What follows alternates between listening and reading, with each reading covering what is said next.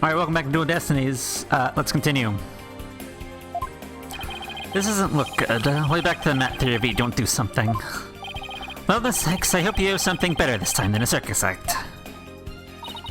The wire theory is true, and that blood on the pottery must have been... blood at all? First we thought it was red glaze, but it's turned out to be blood. But what if we go back? At the time it was just red glaze by all accounts. Objection! But the police have clearly identified it as blood. You can't change fact division, Miss Sykes, let alone travel back in time. Oops. Now then, Miss Sykes, please share your thoughts on what this blood really is. It's not the victim's blood. Maybe it's not the victim's blood. Please check to see from whom the blood on the pottery came from. Shame on you, Sexton. Have a little more respect for the constabulary. Oh, hello.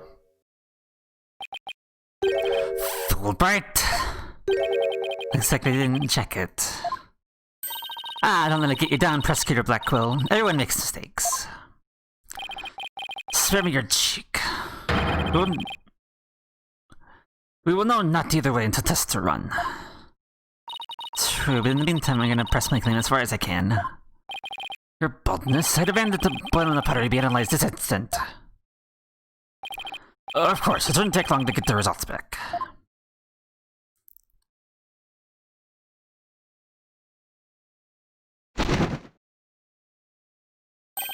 Oh my, that was quick. Our history turns out to be the victim's blood. Please let it be someone else's.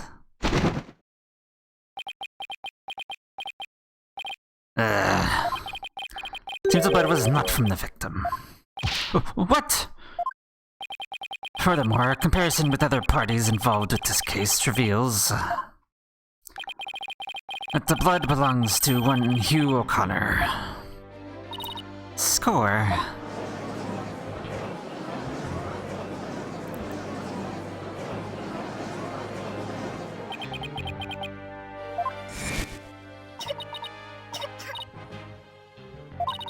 Don't worry, Jeannie, just try to relax. His hands were dripping with blood. Your Honor, as we saw earlier, that's not Athena. Your Honor, as we saw earlier, the witness's left hand had suffered a serious injury. He sustained the wound in a struggle with the victim, and his blood got on the pottery. And Jimmy saw his bloodstained hands, they passed each other in the first floor hall. That's the only explanation that covers everything. Objection! There's but one way now to turn aside her blade, but do not cast the blame on me. Your grudge with Sexton, for she forced me to expose your secret. Fine, whatever.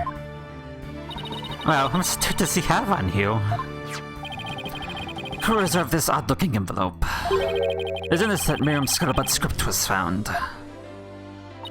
Miss Scuttlebutt? But didn't the prosecution already claim that this envelope is the one that contained your script? Terms have changed. You see, the Golden Boy had hidden this from us all. Let's see here. Oh my word, talk about the most painful paper cut. Indeed, you can clearly see that this envelope is not opened correctly. A powerful spring-loaded blade will shoot forth, leaving a horrible gash upon the hand. No one who had been told of the correct way to open it was Constant Corte. Sis, you really want to see my script that bad? Well, you better watch out. Read without my permission. No, I wish you hadn't. Yikes. Miriam wasn't kidding when she said that. Blend the blade is the witnesses. Our genius here tried to sneak a peek at the wrong script, and paid for his foolishness. Ouch! This guy is the worst genius I've ever seen. Don't worry, Athena, the wound isn't that deep. We've still got the wire theory. Yeah, I got it. The blood by the window overlooking the maintenance area isn't the victim's. There's no longer any basis for denying the body was moved using the wire and banner. Therefore, the fencing inserts just that. Yeah? Oh, you looking smug? You call yourself a lawyer. Don't you see the glaring contradiction in your thinking? Huh? The court would like to remind the witness that his role is not to point out... And you, how can you adhere to such outdated beliefs? But whatever. Seems you've forgotten that two statues are on the stage directly below the wire. But I sent gliding down that wire would have crashed into them. Care to explain that away? Why, I believe he's right. The statues and the wire are extremely close together. So the body would have collided with the statues. What if they did collide? Wait, that's it.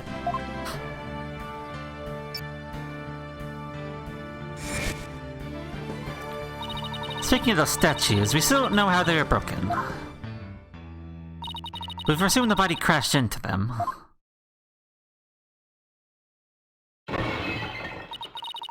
That also explained the loud sound we heard when we were in the waiting room. Oh, now that you mention it. You and Mr. Wright went out to the stage after you heard that sound, correct? Objection! Interesting. How very interesting. But may I ask just one question? When was it you heard that said sound? It's a little after the mock trial had started. Mr. Wright and I were practically bored to tears in the waiting room when... Precisely. If that sound you heard did happen while the body was being moved. That was it during the mock trial. Oof, which means the body wouldn't have been there before the mock trial started. You see, right before the mock trial started, I saw the body.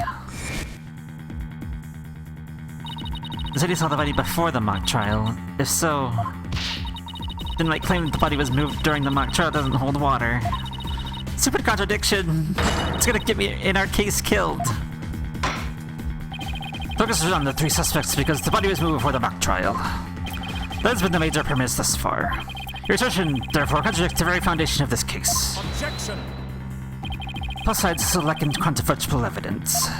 Mr. Beyond also treat Golden Boy's testimony with some level of suspicion. Good point. Mr. Blackwell is on our side. He's figured the truth behind this case.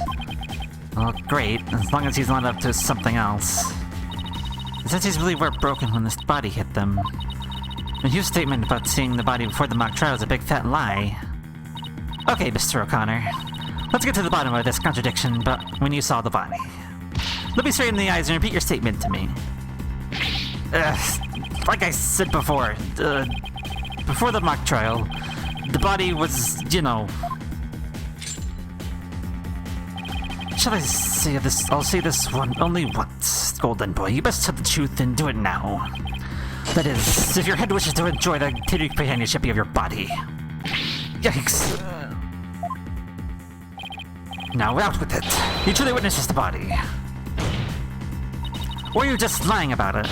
Well, which is it?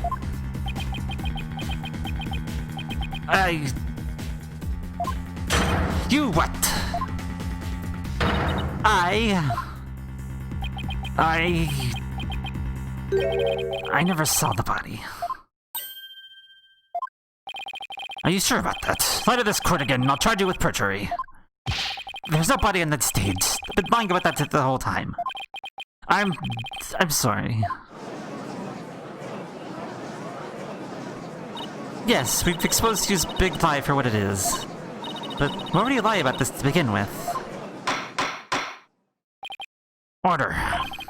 The third proves the body was moved before the mock trial has been overturned. Imagine this has been backed on both the defense and the prosecution's case. First I'd like to thank the prosecutor. He brings us one step closer to the truth. Now they explain that the body was moved using the wire and screw banner. Indeed, that much I shall concede, Sextono. The body was moved, as you stated, in the midst of the mock trial. So both sides are satisfied then. The body was moved before the mock trial. We have our three suspects. But the move took place in midst of the mock trial is an entirely different story. Right. All three suspects were in the mock trial. That gives them solid alibis. Objection! How simplistic. did you forget about the student in charge of the audio? Mr. Mocktrail, she was the one soul who could leave and re-enter the lecture hall. What's this? Who's this person in charge of the audio? Oh no, how can I forget? It was... Hey, what's the deal here? Why is Junie so large in this shot? Juniper was also in charge of the audio. When she wasn't in the trial, she was in the audio control room dealing with the music. Indeed, the one who could enter the art room, Mr. Mocktrail, to move the body was none other than the accused, Juniper Woods, so she was in charge of the audio. No! Oh, yes, I see. That does make perfect sense. This can't be happening. Instead of exposing Hugh's crime, Junie's in even deeper. No matter how you slice it, we're cooked. Anyway, I thought Prosecutor Blackcrow was on our side, at least on this issue. Twisted Samurai strikes again. Tis twisted, it's more like dirty rotten. Your boldness. It's time to put an end to this farce. The prosecution has presented a quite convincing case. But the defense has one last chance to voice any remaining objections. Well, Miss Sykes. Apollo, what are we gonna do? We've got nothing left. Nothing! Nada! Niente! I don't think that last one was right, but whatever. I've been trying to think of something, but I'm drawing a big blank too. Poor Junie. Unless we figure out something, she'll be... objection... well... I object to... Yes? Hello? Yeah? What you got? Stop right there. All ears to me. It's time you heard about the rare genius of Hugh O'Connor.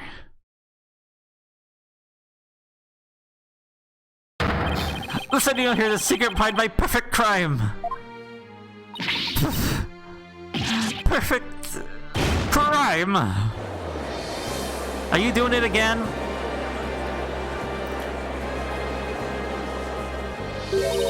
Wait, this is some serious deja vu. Didn't we just go through something like this yesterday? Yes, we did. This had better not be another one of his enraging traps. The murder, the moving of the body, the cover-up, it all sprung from my brilliant mind. Well, go ahead, arrest me. The killer is right before you. Order, I say. Mr. O'Connor. You already confessed yesterday, and then earlier today you recounted your confession. As if you mouth breathers could understand my genius, the end justifies the means. Now bow down and kneel. Kneel before my great and maddening intellect. Objection! Enough! The only thing maddening is incriminating you bear for all to see. It's possible for you to bend and perpetrate behind this crime. There's no perfect crime, only a perfect alibi. For you at the mock trial. It's silly that I remind you of this, but you are a participant the entire time. There shall be no mercy if you persist in hindering this trial with your silly act. He doesn't seem the least bit shaken by Blackquill's threat. Listen, Mr. Prosecutor, calling that a perfect alibi is beyond contempt. You are not like to take this opportunity to further up your testimony. And now demonstrate the very moment the genius that turns into even perfection.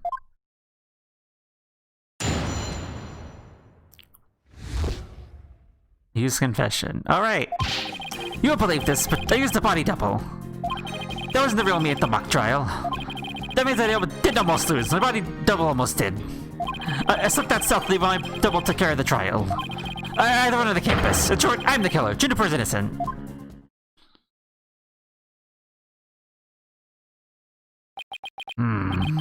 I have a question I was hoping the defense and prosecution might help answer. It's just me, or does the witness's testimony make no sense at all?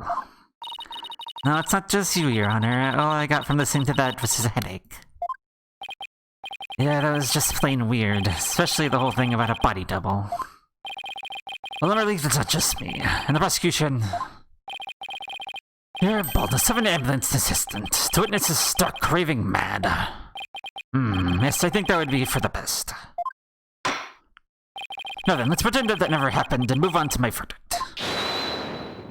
You don't believe me. It's not a matter of not believing you.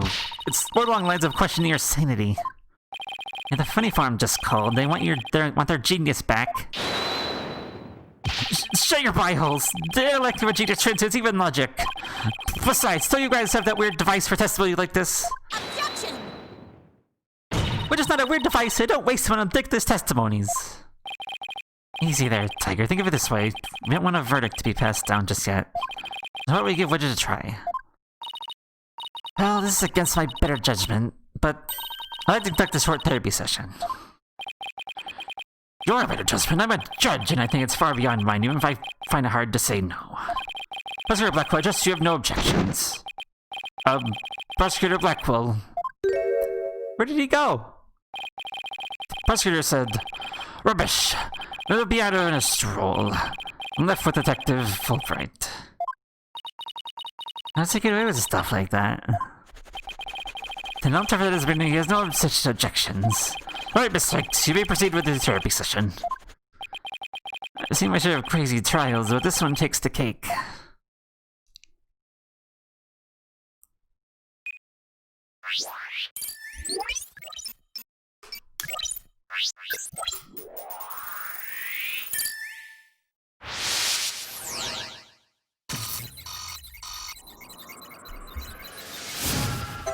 Happy? Alright.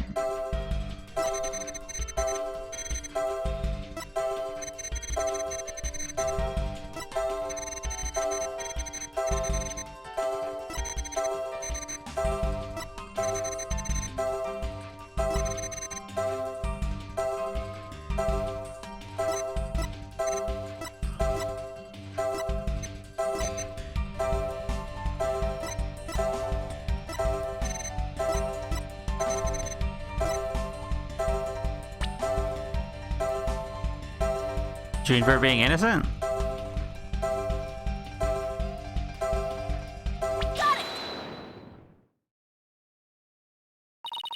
Sir Connor, yesterday you said that you didn't really care about Miss Woods anymore. I told Juniper, I might as well tell you. I don't really care about her anymore.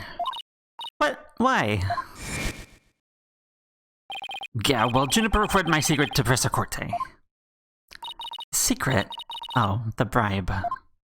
She had nothing to do with me because I disappointed her. That's why I don't care about her anymore. I've never tried to protect her. My confession is always but one thing, and one thing only, the truth. Objection! Mr. O'Connor, you felt great happiness in the fact you might be able to help set Miss Woods free. So much that it overshadowed all of your other emotions. What do you... I can hear it clearly now, Mr. O'Connor. The discord you've been trying to suppress. People don't normally feel like you do when you confessed. So here he was trying to protect Juniper. Yes, I'm sure of it. Hugh's feelings for her are the real deal. That means his confession is...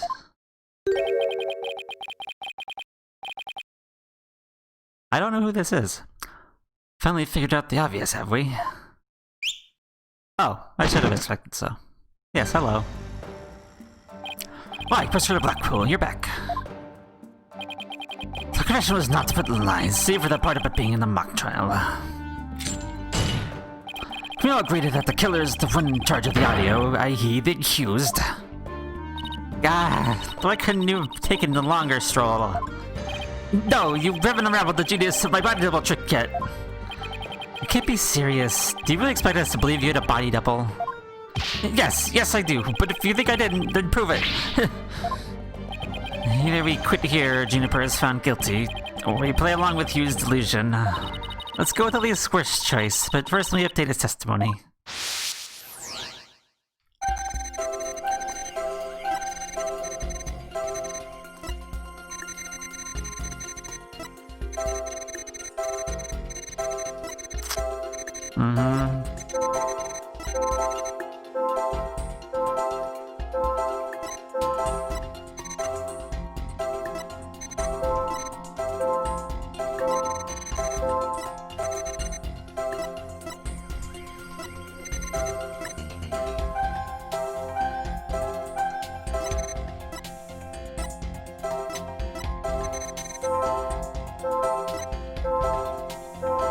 Why is there a little sad still? So kind. This much inconsistency in testimony, it's not really... We don't know what we're talking about, really. We don't.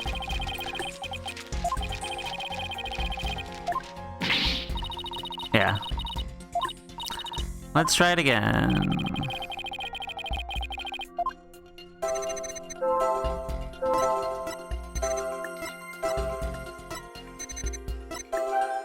Why are you shocked? Nope. Wasn't that either.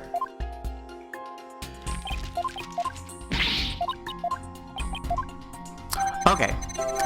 We will come back to this next time and see if we can't figure out what the emotion is, because I'm a little bit at a loss. So, but yes, welcome back next time.